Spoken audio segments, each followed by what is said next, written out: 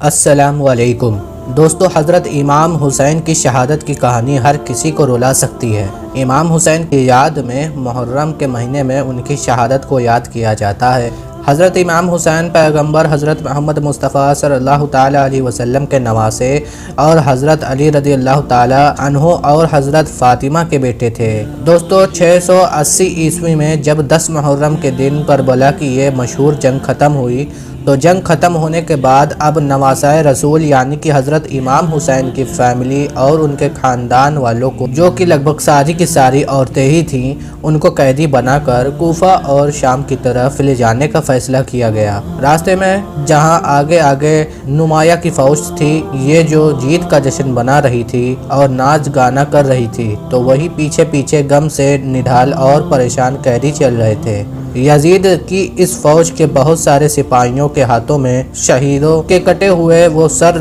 بھی موجود تھے جو کربلا کے میدان میں شہید ہو چکے تھے، اور جن سروں کو وہ لوگ فخری انداز میں اپنے گورنر یعنی کہ یزید کے پاس لے جا رہے تھے۔ کچھ ہسٹوریکل ایویڈنس سے پتہ چلتا ہے کہ کربلا کے میدان میں بغیر سر کے یہ جو شہیدوں کے جسم مبارک پڑے ہوئے تھے، یہ اگلے 2 یا پھر 3 دن ایسے ہی پڑی رہی تھی، اور جب 13 محرم کے دن ایک قبیلے کے جو آس پاس میں ہی آباد تھا اور جس کو اتہاس میں بنی اسد کے نام سے جانا گیا ہے، اس کی کچھ عورتیں نے جب یہ محسوس کیا کہ آس پاس میں فوج کا پہرا کم ہو گیا تو اپنی ضرورتوں کے لیے ان لوگوں نے باہر جانے کا فیصلہ کیا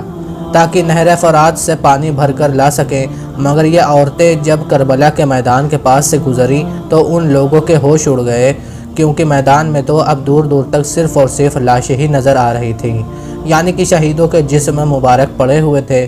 کسی کا بازو کہیں پر تھا، کسی کا پیر کہیں پر تھا۔ یہ دیکھ کر وہ ساری عورتیں روتی روتی فوراً اپنے قبیلے کی طرف واپس ہوئیں، اور انہوں نے وہاں جا کر باقی سارے لوگوں کو یہ بتانا شروع کر دیا کہ ہم کو یہ محسوس ہوتا ہے کہ بنو امیہ کی فوج کی طرف سے یہ سارا گھراؤ کیونکہ حضور اکرم صلی اللہ تعالیٰ علیہ وسلم کی اولادوں اور ان کے خاندان کے لوگوں کے لیے ہی کیا گیا تھا، تو ہو نہ ہو ان لوگوں نے ان سارے ہی لوگوں کو شہید کر دیا ہے،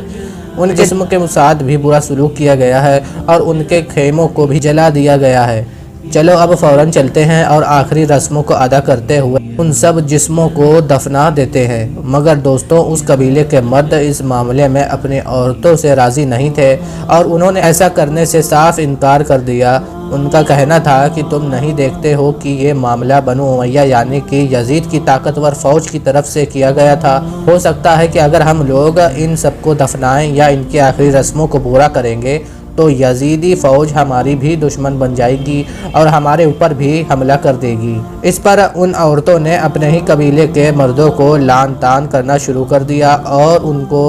یہ احساس دلانے لگیں کہ آخر تم کیسے مسلمان ہو، دعویٰ تو کرتے ہو مگر یہ کیسا کلمہ پڑھتے ہو تم لوگ، ان کے اولادوں، ان کی بیٹیوں اور ان کے خاندان والوں کے ساتھ کوئی ہمدردی نہیں ہے۔ ان سب چیزوں کے بعد آخرکار بنی اسد کے مردوں کو بھی اپنی غلطی کا احساس ہوا اور انہوں نے فوراً کربلا کے میدان میں جا کر ان سبھی لوگ کو دفنانے کا فیصلہ کیا۔ یہ سب لوگ جب کربلا کے میدان میں پہنچے تو وہاں سارا منظر دیکھ کر حیران پریشان ہو گئے۔ سب سے بڑی پریشانی کی بات تو یہ تھی کہ آخر ان سب کو دفنایا کیسے جائے، کیونکہ ان سبھی لوگوں کو شہید کرنے کے ساتھ ساتھ ان کی باڈی کے ساتھ بھی برا سلوک کیا گیا تھا،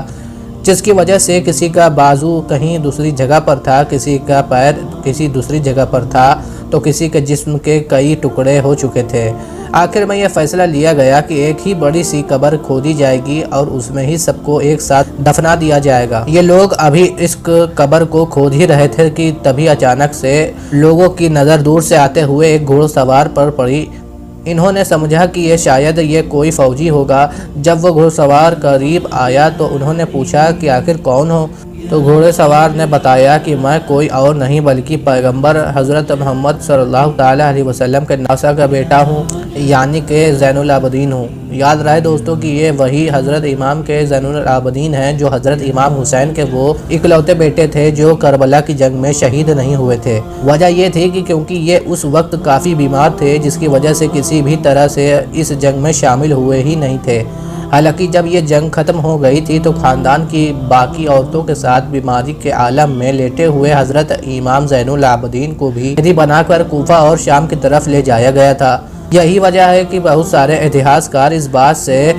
نہیں کرتے ہیں کہ بعد میں کربلا کے میدان میں پڑے ہوئے جسموں کو دفنانے کے لیے حضرت امام زین العابدین بھی کربلا کے میدان میں پہنچ گئے تھے، کیونکہ ظاہر ہے جب ان کو قیدی بنا کر لے جایا گیا تھا تو اتنی جلدی ان کا وہاں سے واپس آنا کیسا ممکن تھا۔ فی الحال بنی اسد قبیلے کے یہ مرد حضرت امام زین العابدین کے ساتھ مل کر تمام شہیدوں کے جسموں کو دفن کرنا شروع کرتے ہیں۔ سب سے پہلے ایک قبر کھودی جاتی ہے جس میں حضرت امام حسین کے جسم کو دفن کیا جاتا ہے۔ دفن کرنے کا یہ منظر بھی کافی دردناک اور رلا دینے والا ہوتا ہے، کیونکہ ظاہر ہے حضرت امام حسین کے یہ سارے ہی باڈی کے پارٹ الگ الگ ملتے ہیں۔ فی الحال سب سے پہلے حضرت امام حسین کو دفنایا جاتا ہے اور پھر ان کے ساتھ انہی کی ہی قبر میں ان کے دونوں بیٹے یعنی کہ حضرت امام علی اکبر اور 6 مہینے کے حضرت امام علی اصغر کو بھی دفنا دیا جاتا ہے۔ اس کے بعد جو ایک بڑی قبر کھودی گئی ہوتی ہے اس کے اندر باقی سارے ہی شہیدوں کو دفنا دیا جاتا ہے۔ جس قبر میں سارے ہی شہیدوں کو ایک ساتھ دفنا کیا گیا تھا اس جگہ کو آج بھی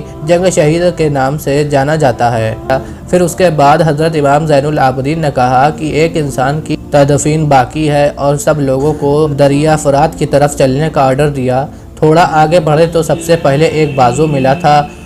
تھوڑا اور آگے بڑھے تو اس کے بعد دوسرا بازو ملا، اور کچھ آگے بڑھ کر اچانک سے لوگوں کو ایک اور شہید کا جسم نظر آیا جو دراصل کسی اور کا نہیں بلکہ حضرت عباس عالمدار کا تھا۔ سب لوگوں نے مل کر حضرت عباس کو وہیں پر ہی دفنانے کا فیصلہ کیا کہ جہاں پر دراصل جنگ کے دوران وہ گھوڑے سے نیچے آئے تھے۔ یہی وجہ ہے کہ آج بھی حضرت امام حسین اور حضرت عباس کی جو قبر ہے وہ دراصل آمنے سامنے ہیں۔ یہ تو معاملہ تھا تمام شہیدوں کے جسموں کا۔ اب جہاں تک معاملہ ہے حضرت امام حسین کے سر کا، جس کو کاٹ کر یزید کے پاس لے جایا گیا تھا تو اس کو کہا دفن کیا گیا تھا، اس بارے میں اتہاسکاروں کے بیچ الگ الگ رائے پائی جاتی ہے، مگر جو سب سے زیادہ مشہور ہے وہ دراصل یہی ہے کہ بعد میں ان کے سر کو ان کی ماں یعنی کہ حضرت بی بی فاطمہ زہرا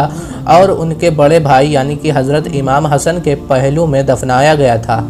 حالانکہ دوستو یہاں پر آپ لوگوں کو یہ چیز بتا دینا بھی ضروری ہے کہ ویسے تو جیسے کہ میں نے آپ کو پہلے ہی بتا دیا تھا کہ اتہاسکاروں کے بیچ اس بات کو لے کر الگ الگ رائے ہے۔ اس وقت تمام شہیدوں کو دفنایا جا رہا تھا اس وقت وہاں پر حضرت امام زین العابدین موجود تھے یا پھر نہیں تھے، مگر ہاں اس بات پر بھی سبھی لوگ ایگری کرتے ہیں کہ کربلا میں جتنے بھی لوگ شہید ہوئے تھے ان کو بعد میں پاس کے ہی علاقے میں پاس کے ہی گاؤں میں آباد ایک قبیلے کے لوگوں نے دفنایا تھا جس قبیلے کو بنی اسد کے نام سے جانا جاتا ہے۔ دوستو ہم امید کرتے ہیں کہ آپ کو آج کا یہ ویڈیو پسند آیا ہوگا۔ اگر ویڈیو آپ کو پسند آیا ہے تو آپ اس ویڈیو کو لائک کریں اور اپنے دوستوں کے ساتھ میں بھی اس ویڈیو کو شیئر کریں، اور ابھی چینل کو سبسکرائب بھی کر لیں۔ ہم ملتے ہیں پھر ایک نئے ویڈیو کے ساتھ، تب تک کے لیے السلام علیکم۔